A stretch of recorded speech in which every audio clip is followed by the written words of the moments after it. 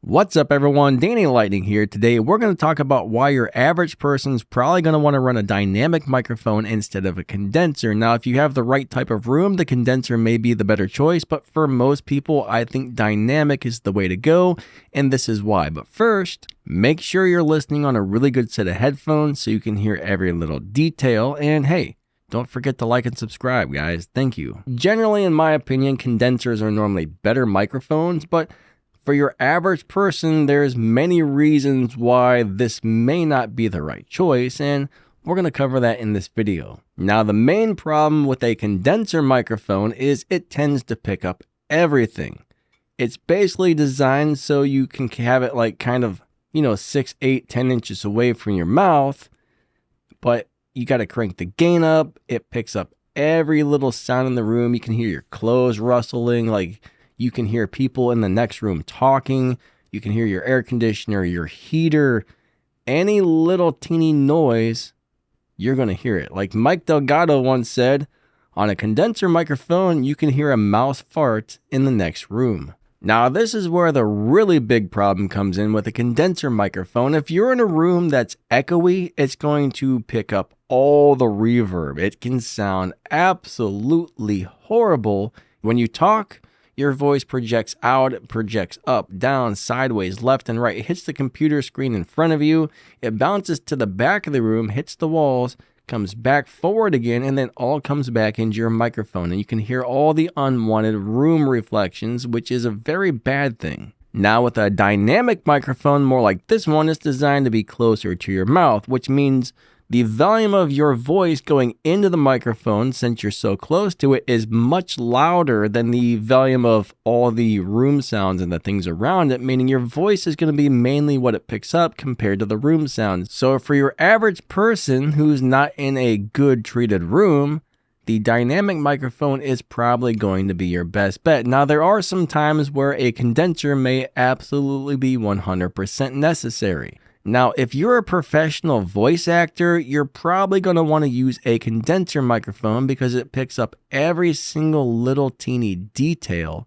But the problem is most professional voice actors or voiceover artists will go out and they will spend thousands of dollars building a sound booth or soundproofing the room, because if you send in like a voice audition, right, you record your little clip, you send it into the company. If they hear that fan running in the background, if they hear the littlest, teeniest amount of reverb coming back into the microphone, they will throw out your submission. They want zero noise in the background. They want a perfect 100% dry, super detailed recording. Now, there are voice actors out there that record on dynamic microphones, but the majority of them go with condensers for many reasons. But if you don't have a good room, you're probably going to want to record on a dynamic mic. Let's go ahead and switch over to the condenser microphone, and we'll move to this part of the room where there's no sound treatment. First off, make sure you're listening on a really good set of headphones. So we're going to turn into this direction where I don't have any sound treatment, and you're probably hearing all kinds of echoes coming back into the microphone. You can hear the clothes rustling. You can hear everything. I mean, you can probably hear me breathing. You can probably hear the heater vent. That's one of the problems with using a condenser microphone in a room that's not properly treated. It sounds very reverby. Generally, you're supposed to be 6 to 8 inches away from a condenser to get that most natural sound, but as you can hear, it's very, very reverby. Now, over here on this side of the room, I've got 4 layers of bath towels hung on the wall in front of me. And bath towels are a nice soft surface, so when the sound hits those, it actually absorbs it and doesn't let it bounce back off. Over to the left, I got a couple layers of bath towels draped over my TV. There's a green screen hanging behind me. All those things are absorbing the sound. So if I move and speak in a direction where my voice is hitting the soft surfaces and it gets absorbed, hey, I sound way better and I'm not full of reverb. So yeah, 6 to 8 inches away. And this is a much, much better experience. So you got to have some sort of room treatment, in my opinion, if you're going to be using a condenser microphone. Okay, let's get back to the dynamic microphone. We've got it about 4 fingers away, so that's probably 3 to 4 inches away from our mouth, which is a very good place to be at. Now, if you get right up on top of it, it starts to sound different and get very bassy. When you're on top of it like this, though, you're going to get no reverb at all coming back in because it's picking up 99% of your voice and like 1% of the other stuff because your voice is way louder to the microphone when you're this close compared to the room around you. But it also sounds very muddy and can make a person a little bit harder to understand when you add in all that extra bass. You gotta find the sweet spot for your microphone. You don't want to be too close to it, and you don't want to be too far away from it either, because even when I get further away on a mic like this, you'll probably start hearing some of the room reverb and stuff coming back in. Generally with a dynamic, they say you want to be somewhere between 2 inches and 6 inches away from the microphone, depending on your situation. And of course, if you want it to be less bassy, you want to crank the gain up a little higher and get a little further away from the mic, but that does also serve a problem when you're recording in a not treated room. The further away you are, the higher the noise to voice ratio.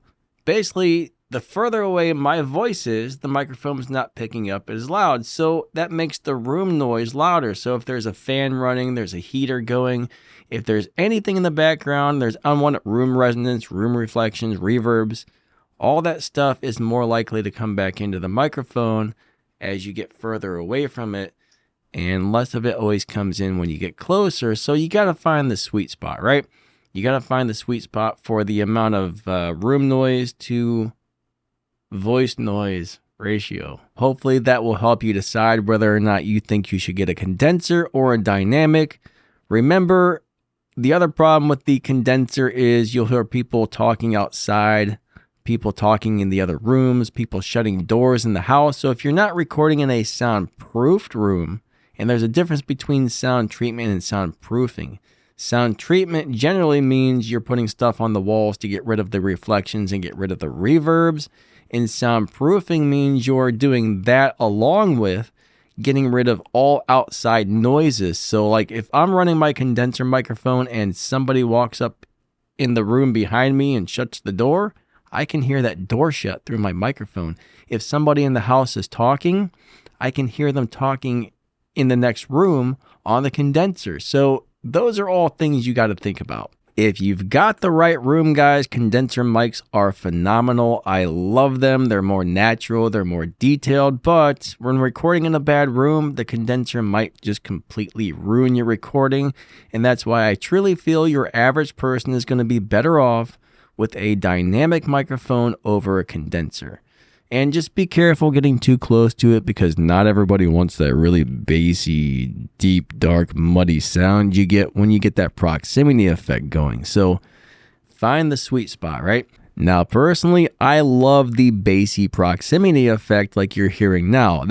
I love that bassy, warm sound, but not everybody does because it can make a person's voice a little bit harder to understand. So let me know, what do you like? Do you like the way it's sounding right now with the proximity effect? Or would you rather hear me about 3 to 4 inches away from the mic with a little bit less proximity, which should probably make my voice easier to understand? So let me know, deep, dark proximity or higher pitched, further away simity. Yeah. All right, everybody, don't forget to like and subscribe. Thank you so much for watching. If you want to help support the channel, check out the stuff down in the video's description. There's a link to my merch store where you can buy some stuff. I don't think I have a thank you button or a join button yet, but once I get so many subscribers, that'll probably be down there. But anyways, you guys are all amazing. Lightning out. Hope this video helped and have a great day. See ya.